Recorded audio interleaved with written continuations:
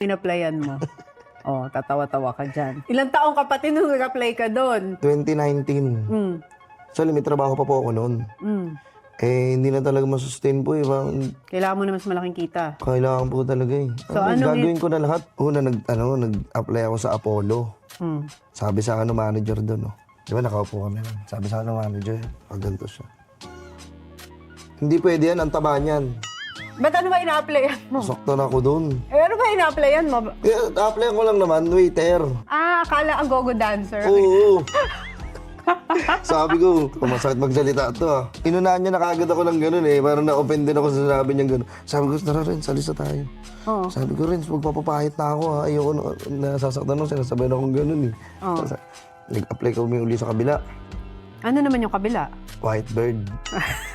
Ano naman yung white bird? Basta saya, ganun din yun eh. Parang kabolo rin yun eh. Oo, sayawan din.